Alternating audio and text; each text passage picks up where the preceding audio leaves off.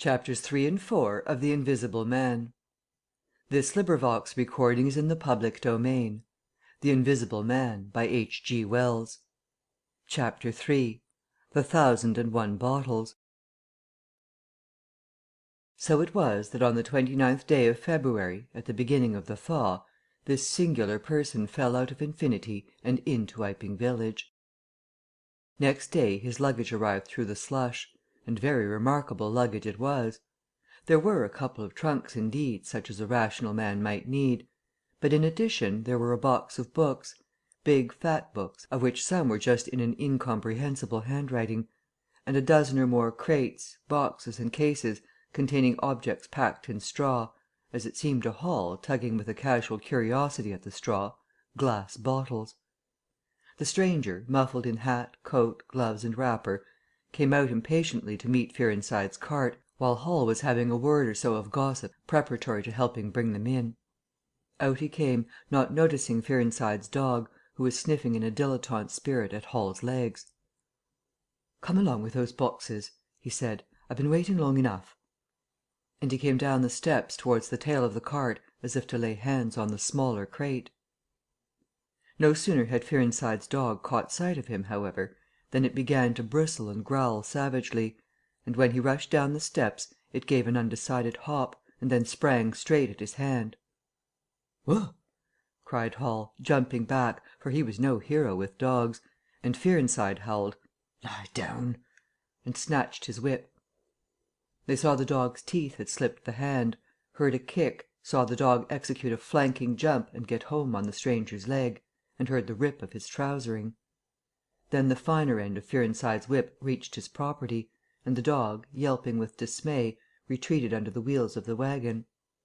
It was all the business of a swift half minute. No one spoke, every one shouted. The stranger glanced swiftly at his torn glove and at his leg, made as if he would stoop to the latter, then turned and rushed swiftly up the steps into the inn. They heard him go headlong across the passage and up the uncarpeted stairs to his bedroom. "You brute, you!" said Fearenside, climbing off the wagon with his whip in his hand, while the dog watched him through the wheel. "Come here," said Fearenside. "You better." Hall had stood gaping. "He was bit," said Hall. "I'd better go and see to un," and he trotted after the stranger. He met Mrs. Hall in the passage. "Carrier's dog," he said. "Bitten." He went straight upstairs, and the stranger's door being ajar, he pushed it open, and was entering without any ceremony, being of a naturally sympathetic turn of mind. The blind was down and the room dim. He caught a glimpse of a most singular thing, what seemed a handless arm waving towards him, and a face of 3 huge indeterminate spots on white, very like the face of a pale pansy. Then he was struck violently in the chest, hurled back, and the door slammed in his face and locked. It was so rapid that it gave him no time to observe. A waving of indecipherable shapes, a blow and a concussion. There he stood on the dark little landing, wondering what it might be that he had seen. A couple of minutes after, he rejoined the little group that had formed outside the coach and horses. There was Fearenside telling about it all over again for the second time. There was Mrs. Hall saying his dog didn't have no business to bite her guests. There was Huxter, the general dealer from over the road, interrogative; and Sandy Wadgers from the forge, judicial; besides women and children, all of them saying fatuities. "Wouldn't it bite me, I knows. Doesn't right have such dargs. What 'e biting for, then?" and so forth. Mr. Hall, staring at them from the steps and listening, found it incredible that he had seen anything so very remarkable happen upstairs. Besides, his vocabulary was altogether too limited to express his impressions. "'E don't want no 'elp," he says. "'Arry, we'd better be a takin' of his luggage in."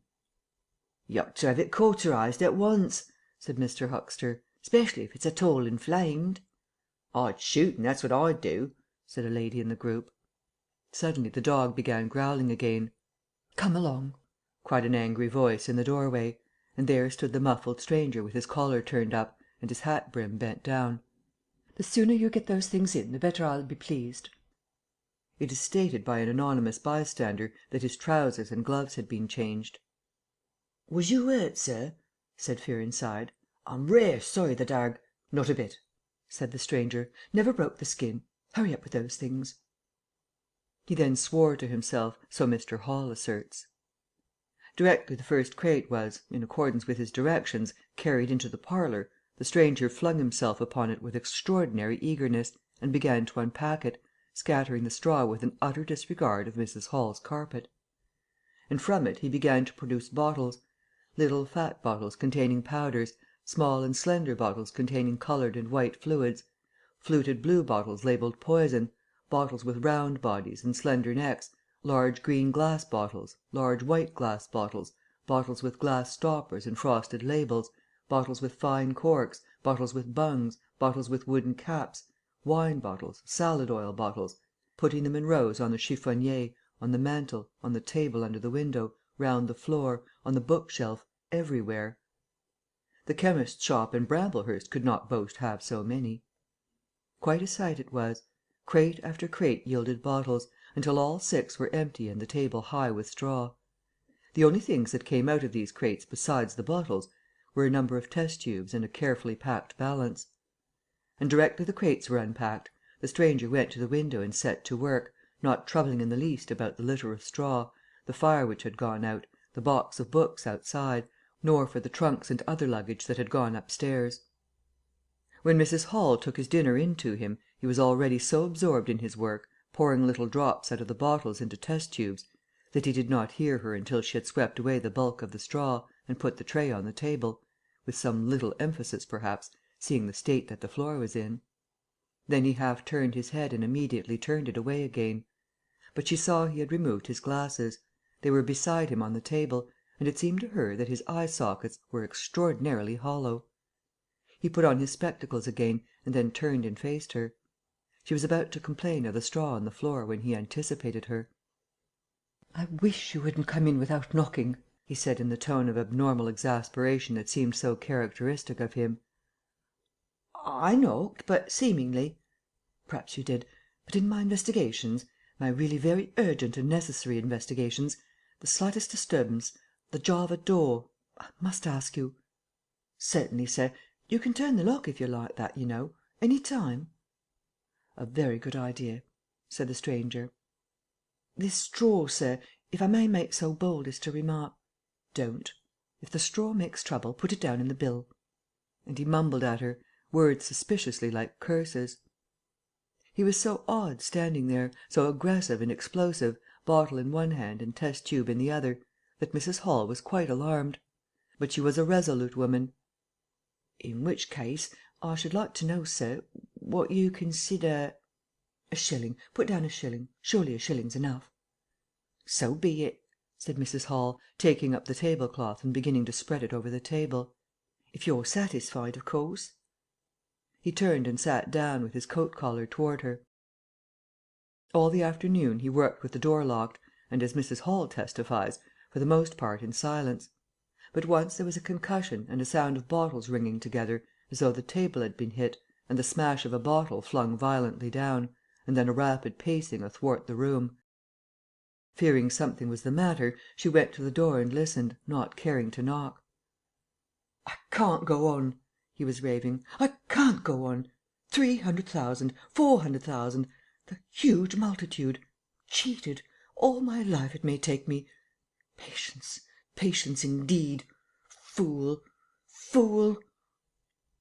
There was a noise of hobnails on the bricks in the bar, and Mrs. Hall had very reluctantly to leave the rest of his soliloquy. When she returned the room was silent again, save for the faint crepitation of his chair and the occasional clink of a bottle. It was all over. The stranger had resumed work. When she took in his tea, she saw broken glass in the corner of the room under the concave mirror, and a golden stain that had been carelessly wiped. She called attention to it. "Put it down in the bill," snapped her visitor. "For God's sake, don't worry me. If there's damage done, put it down in the bill." And he went on ticking a list in the exercise book before him. "I'll tell you something," said Fearenside, mysteriously. It was late in the afternoon, and they were in the little beer shop of Iping Hanger. "Well?" said Teddy Henfrey. "This chap you're speaking of, what my dog bit. Well, he's black. Leastways, his legs are. I seed through the tear of his trousers and the tear of his glove. You'd have expected a sort of pinky to show, wouldn't you? Well, there wasn't none. Just blackness. I tell you, he's as black as my hat." "My sakes!" said Henfrey. "It's a rummy case altogether. Why, his nose is as pink as paint." "That's true," said Fearenside. "I knows that. And I tell you what I'm thinking. That man's a piebald, Teddy. Black here and white there, in patches, and he's ashamed of it. He's a kind of half-breed, and the colours come off patchy instead of mixing. I've heard of such things before, and it's the common way with horses, as any one can see." Chapter 4. Mr. Cuss interviews the stranger. I have told the circumstances of the stranger's arrival in Iping with a certain fulness of detail, in order that the curious impression he created may be understood by the reader. But excepting two odd incidents, the circumstances of his stay until the extraordinary day of the club festival may be passed over very cursorily. There were a number of skirmishes with Mrs. Hall on matters of domestic discipline, but in every case until late April, when the first signs of penury began, he overrode her by the easy expedient of an extra payment. Hall did not like him, and whenever he dared he talked of the advisability of getting rid of him; but he showed his dislike chiefly by concealing it ostentatiously, and avoiding his visitor as much as possible. "Wait till the summer," said Mrs. Hall sagely, "when the artists are beginning to come. Then we'll see. He may be a bit overbearing, but bills settled punctual is bills settled punctual, whatever you'd like to say." The stranger did not go to church, and indeed made no difference between Sunday and the irreligious days, even in costume. He worked, as Mrs. Hall thought, very fitfully. Some days he would come down early and be continuously busy. On others he would rise late, pace his room, fretting audibly for hours together, smoke, sleep in the armchair by the fire. Communication with the world beyond the village he had none. His temper continued very uncertain. For the most part, his manner was that of a man suffering under almost unendurable provocation, and once or twice things were snapped, torn, crushed, or broken in spasmodic gusts of violence. He seemed under a chronic irritation of the greatest intensity. His habit of talking to himself in a low voice grew steadily upon him, but though Mrs. Hall listened conscientiously, she could make neither head nor tail of what she heard. He rarely went abroad by daylight, but at twilight he would go out muffled up invisibly, whether the weather were cold or not, and he chose the loneliest paths and those most overshadowed by trees and banks. His goggling spectacles and ghastly bandaged face under the penthouse of his hat came with a disagreeable suddenness out of the darkness upon one or two home-going labourers, and Teddy Henfrey, tumbling out of the Scarlet Coat one night at 9:30, was scared shamefully by the stranger's skull-like head (he was walking hat in hand) lit by the sudden light of the opened inn door. Such children as saw him at nightfall dreamt of bogies, and it seemed doubtful whether he disliked boys more than they disliked him, or the reverse; but there was certainly a vivid enough dislike on either side. It was inevitable that a person of so remarkable an appearance and bearing should form a frequent topic in such a village as Iping. Opinion was greatly divided about his occupation. Mrs. Hall was sensitive on the point. When questioned, she explained very carefully that he was an experimental investigator, going gingerly over the syllables as one who dreads pitfalls. When asked what an experimental investigator was, she would say with a touch of superiority that most educated people knew such things as that, and would thus explain that he "discovered things." Her visitor had had an accident, she said, which temporarily discoloured his face and hands, and being of a sensitive disposition, he was averse to any public notice of the fact. Out of her hearing, there was a view largely entertained that he was a criminal trying to escape from justice by wrapping himself up so as to conceal himself altogether from the eye of the police. This idea sprang from the brain of Mr. Teddy Henfrey. No crime of any magnitude dating from the middle or end of February was known to have occurred. Elaborated in the imagination of Mr. Gould, the probationary assistant in the National School, this theory took the form that the stranger was an anarchist in disguise, preparing explosives, and he resolved to undertake such detective operations as his time permitted. These consisted for the most part in looking very hard at the stranger whenever they met, or in asking people who had never seen the stranger leading questions about him. But he detected nothing. Another school of opinion followed Mr. Fearenside, and either accepted the piebald view or some modification of it; as for instance Silence Durgan, who was heard to assert that "if he chooses to show himself at fairs, he'd make his fortune in no time," and being a bit of a theologian, compared the stranger to the man with the one talent. Yet another view explained the entire matter by regarding the stranger as a harmless lunatic. That had the advantage of accounting for everything straight away. Between these main groups there were waverers and compromisers. Sussex folk have few superstitions, and it was only after the events of early April that the thought of the supernatural was first whispered in the village. Even then it was only credited among the women folk.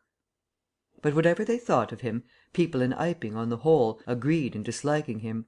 His irritability, though it might have been comprehensible to an urban brain worker, was an amazing thing to these quiet Sussex villagers.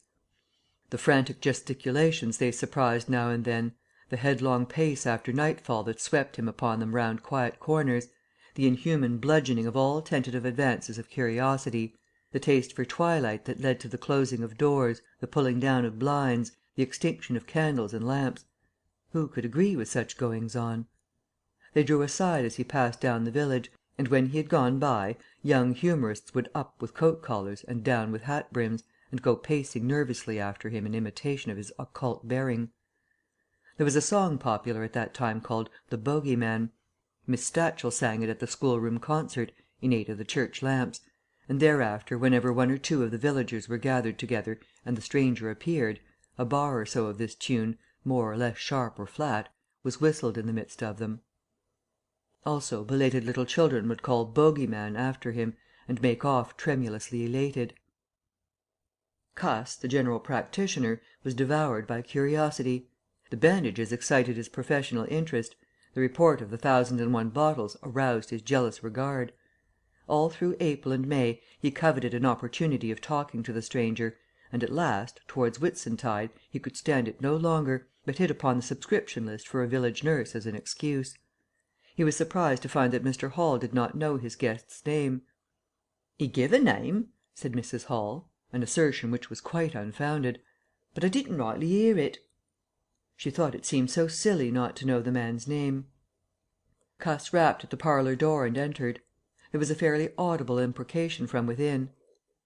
"Pardon my intrusion," said Cuss, and then the door closed and cut Mrs. Hall off from the rest of the conversation. She could hear the murmur of voices for the next 10 minutes, then a cry of surprise, a stirring of feet, a chair flung aside, a bark of laughter, quick steps to the door, and Cuss appeared, his face white, his eyes staring over his shoulder. He left the door open behind him, and without looking at her strode across the hall and went down the steps, and she heard his feet hurrying along the road. He carried his hat in his hand. She stood behind the door, looking at the open door of the parlour. Then she heard the stranger laughing quietly, and then his footsteps came across the room. She could not see his face where she stood. The parlour door slammed, and the place was silent again. Cuss went straight up the village to Bunting the vicar. "Am I mad?" Cuss began abruptly, as he entered the shabby little study. "Do I look like an insane person?" "What's happened?" said the vicar, putting the ammonite on the loose sheets of his forthcoming sermon. "That chap at the inn." "Well?" "Give me something to drink," said Cuss, and he sat down. When his nerves had been steadied by a glass of cheap sherry, the only drink the good vicar had available, he told him of the interview he had just had. "Went in," he gasped, "and began to demand a subscription for that nurse fund. He'd stuck his hands in his pockets as I came in, and he sat down lumpily in his chair. Sniffed. I told him I'd heard he took an interest in scientific things. He said yes. Sniffed again. Kept on sniffing all the time, evidently recently caught an infernal cold. No wonder wrapped up like that. I developed the nurse idea, and all the while kept my eyes open. Bottles, chemicals, everywhere. Balance, test tubes and stands, and a smell of evening primrose. Would he subscribe? Said he'd consider it. Asked him point blank, was he researching? Said he was. A long research. Got quite cross. A damnable long research, said he, blowing the cork out, so to speak. Oh, said I, and out came the grievance. The man was just on the boil, and my question boiled him over. He'd been given a prescription, most valuable prescription. What for he wouldn't say. Was it medical? Damn you, what are you fishing after?" I apologised. Dignified sniff and cough. He resumed. He'd read it, 5 ingredients, put it down, turned his head, draught of air from window lifted the paper, swish, rustle. He was working in a room with an open fireplace, he said, saw flicker, and there was the prescription burning and lifting chimneyward. Rushed towards it just as it whisked up the chimney. So, just at that point, to illustrate his story, out came his arm. Well? No hand, just an empty sleeve. Lord, I thought, that's a deformity. Got a cork arm, I suppose, and has taken it off. Then I thought, there's something odd in that. What the devil keeps that sleeve up and open if there's nothing in it? There was nothing in it, I tell you. Nothing down it, right down to the joint. I could see right down it to the elbow, and there was a glimmer of light shining through a tear of the cloth. Good God, I said. Then he stopped, stared at me with those black goggles of his, and then at his sleeve. Well, that's all. He never said a word, just glared and put his sleeve back in his pocket quickly. I was saying, said he, that there was the prescription burning, wasn't I? Interrogative cough. How the devil, said I, can you move an empty sleeve like that? Empty sleeve? Yes, said I, an empty sleeve. It's an empty sleeve, is it? You saw it was an empty sleeve. He stood up right away. I stood up too. He came towards me in 3 very slow steps and stood quite close. Sniffed venomously. I didn't flinch, though I'm hanged if that bandaged knob of his and those blinkers aren't enough to unnerve anyone coming quietly up to you. You said it was an empty sleeve, he said. Certainly, I said. At staring and saying nothing, a barefaced man, unspectacled, starts scratch. Then very quietly he pulled his sleeve out of his pocket again and raised his arm towards me as though he would show it to me again. He did it very, very slowly. I looked at it. Seemed an age. Well, said I, clearing my throat, there's nothing in it. I had to say something. I was beginning to feel frightened. I could see right down it. He extended it straight towards me, slowly, slowly, just like that, until the cuff was 6 inches from my face. Queer thing to see an empty sleeve come at you like that. And then, well, something exactly like a finger and a thumb it felt, nipped my nose. Bunting began to laugh. There wasn't anything there, said Cuss, his voice running up into a shriek at the there. It's all very well for you to laugh, but I tell you I was so startled I hit his cuff hard and turned round and cut out of the room. I left him. Cuss stopped. There was no mistaking the sincerity of his panic. He turned round in a helpless way and took a second glass of the excellent Vicar's very inferior sherry. When I hit his cuff, said Cuss, I tell you it felt exactly like hitting an arm. And there wasn't an arm. There wasn't the ghost of an arm. Bunting thought it over. He looked suspiciously at Cuss. It's a most remarkable story, he said. He looked very wise and grave indeed. It's really, said Mr. Bunting with judicial emphasis, a most remarkable story. End of chapters 3 and 4.